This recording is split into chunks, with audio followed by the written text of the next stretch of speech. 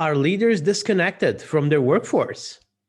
The study from Microsoft seems to suggest so. Let's talk about it and what to do about it as well over some coffee.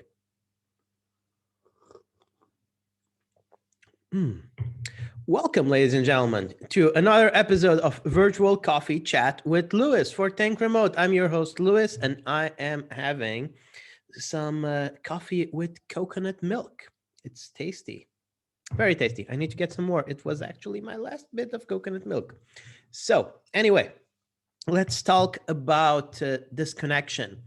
So we've had recently I've talked about a report from Microsoft about work trends, specifically focused on remote. And in that report, 61% of leaders describe themselves as thriving. And that's a weird adjective to apply to 2020, right? And to the early 2021. Thriving. I mean, most people seem to be going kind of crazy. So, I mean, and the people working for these thriving people tend to agree. I mean, they are like thriving 23% less than their bosses, right? So there's a fifth of the workforce, a disconnect in a fifth, let's say, roughly 23% less people, among the employees believe that they are thriving when compared to the leaders. So let's think about how this is, right? Well, and some point it has to do with money. Yes, I said it, right? Let's think a bit about that. People in leadership positions tend to be paid better. Now, how much better? It depends on the company. Small bootstrap companies, the differential is less. Bigger companies like Microsoft, let's say, the difference is huge.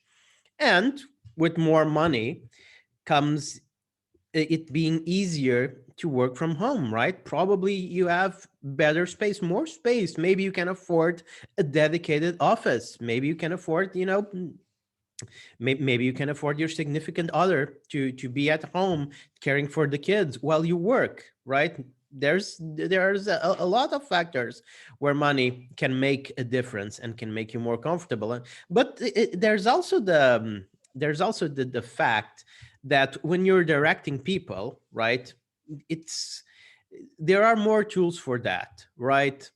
If your job is to direct people and also be creative somewhat, but when in doing so, the tools are made for you, right? You have a lot of project management systems that you can use, etc., etc., etc.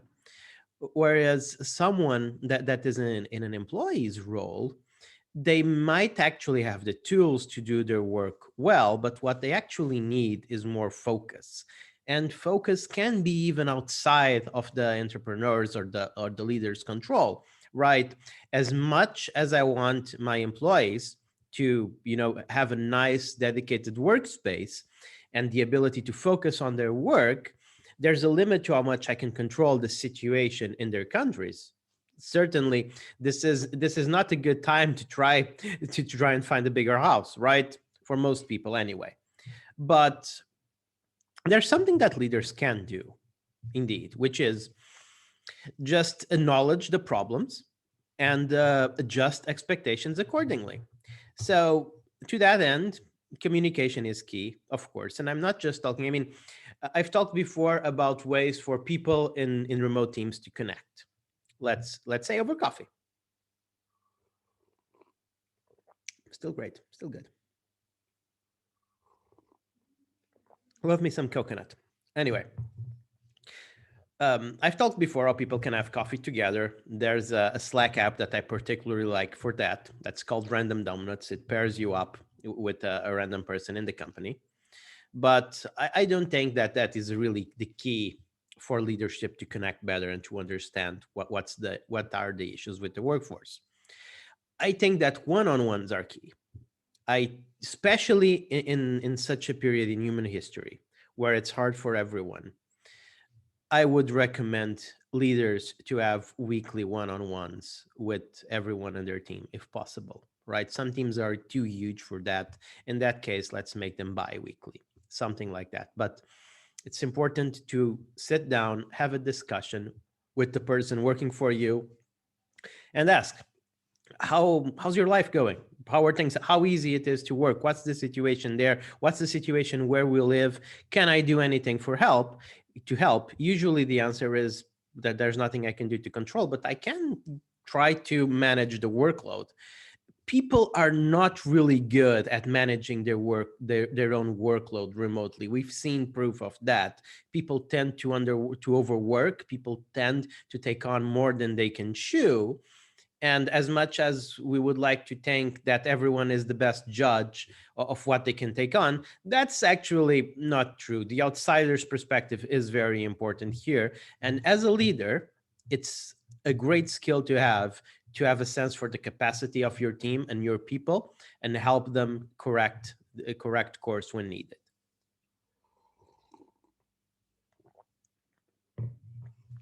As a general rule, if you consider that life is so much harder during a pandemic, even though remote work tends to make people more productive, the reality is that with all the extra things that they have to stress them over, and so much fewer outlets for stress, like going out, being part of team sports, etc., it's the kind of productivity gains from remote work will kind of be canceled by all the troubles that come with the pandemic.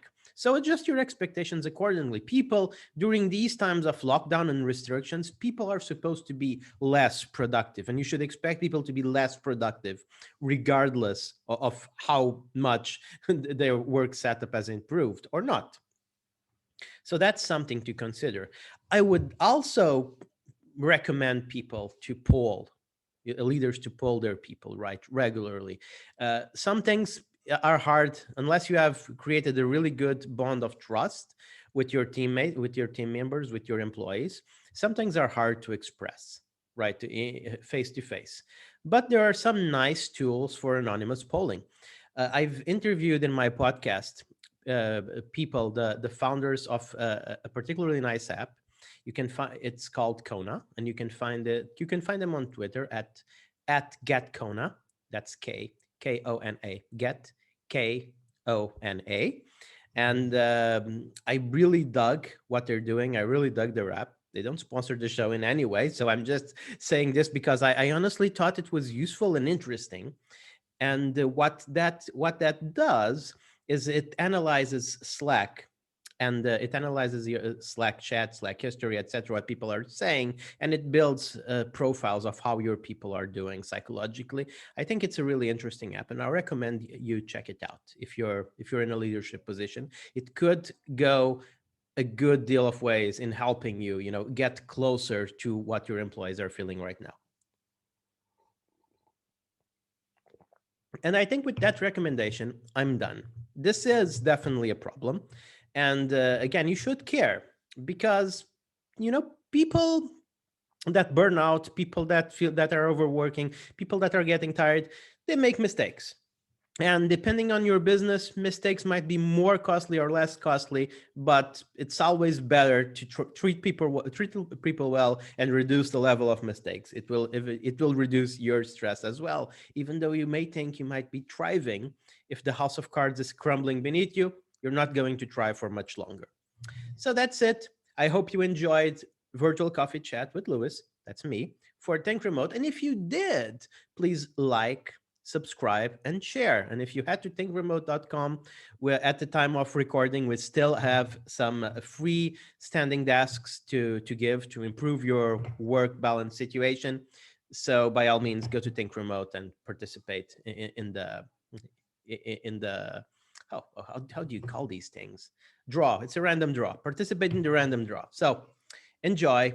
Bye bye. See you tomorrow.